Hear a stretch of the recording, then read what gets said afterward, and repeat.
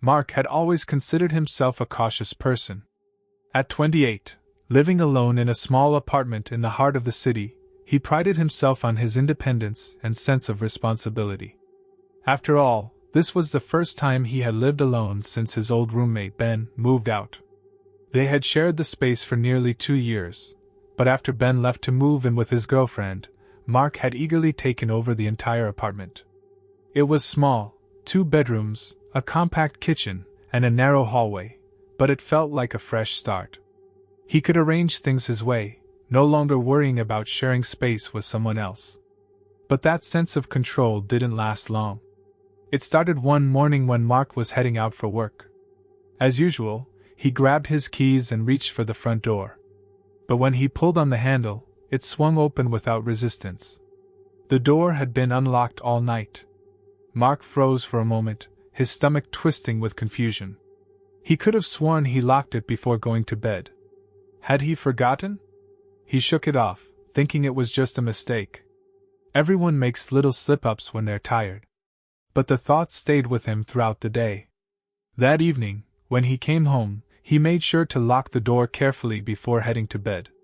He turned the lock, tested the handle, and even jiggled the deadbolt a few times just to be sure. But when he woke up the next morning, the door was unlocked again.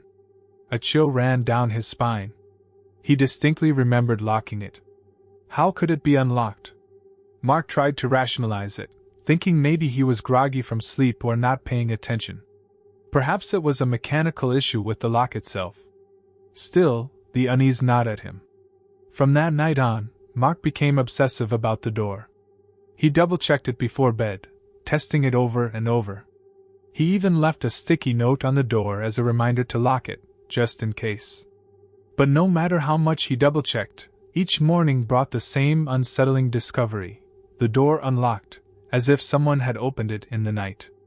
As the days passed, Mark's anxiety grew.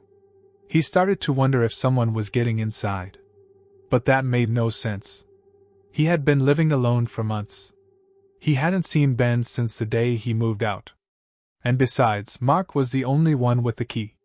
He dismissed the idea as paranoia, convincing himself there had to be a logical explanation. Still, the fear lingered.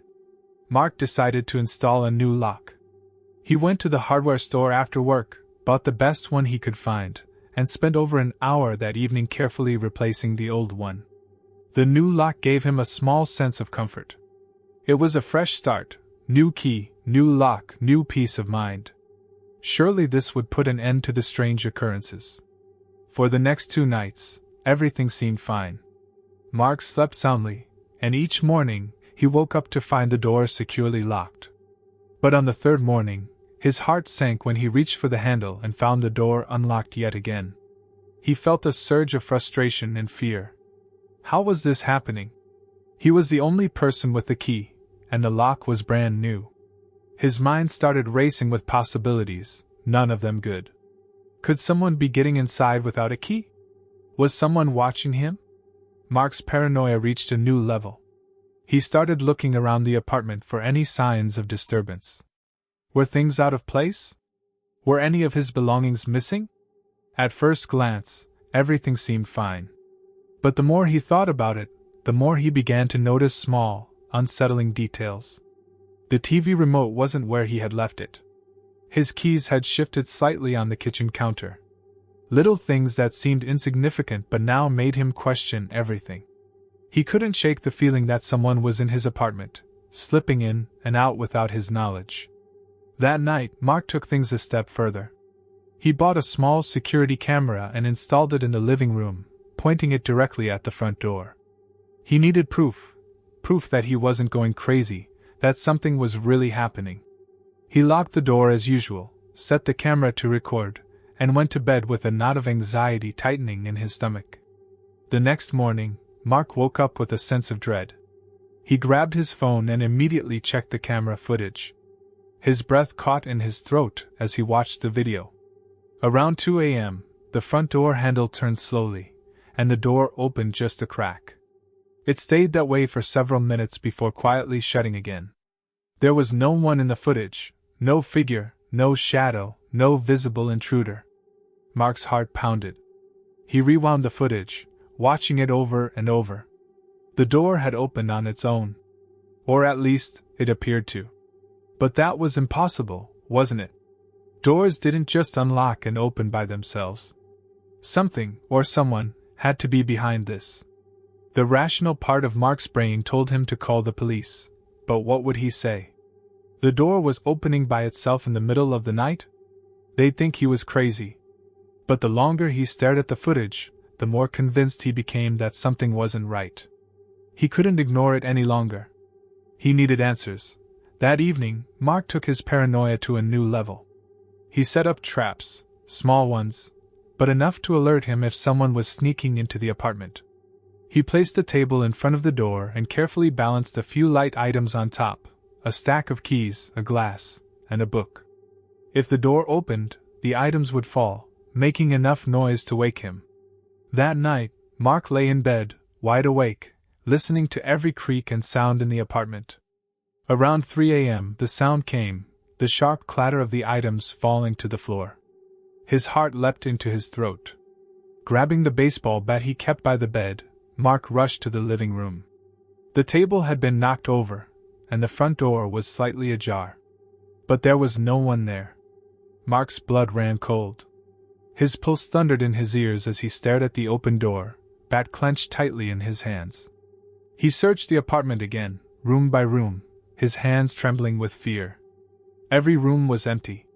No signs of an intruder, no one hiding in the closets, no windows left open. It was as if someone, or something, had opened the door and then vanished into thin air. The next few days were a blur of exhaustion and paranoia. Mark barely slept, constantly on edge, waiting for the next incident. The door continued to unlock itself, the small disturbances in the apartment continued, and Mark felt like he was losing his grip on reality. The idea that someone was entering his apartment became an obsession. That's when the idea hit him: Ben. Mark hadn't seen or heard from Ben since he moved out, but the thought wormed its way into his mind. What if Ben never really left? The apartment had a small crawlspace, a cramped storage area accessible through a hatch in the ceiling of the hallway. They had only used it once, to store some old boxes, and Mark hadn't thought about it since. But what if Ben had been using it all this time? The thought made Mark's skin crawl, but he had to know. With shaking hands, Mark grabbed a chair and positioned it under the crawlspace hatch. He climbed up, heart pounding, and pushed the small door open.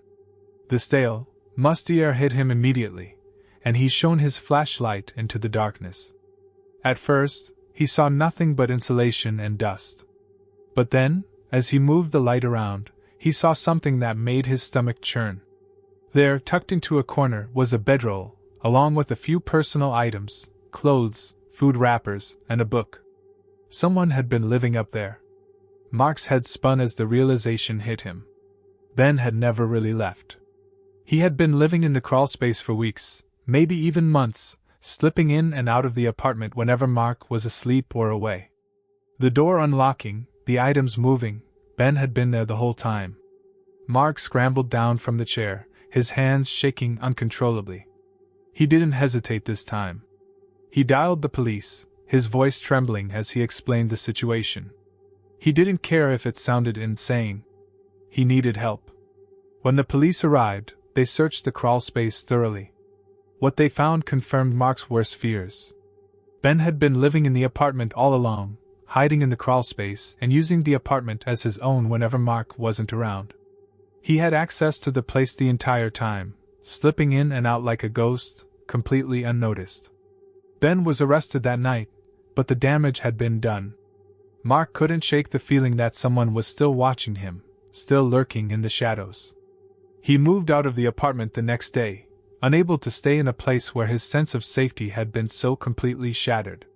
Even after Ben was gone, Mark's fear lingered.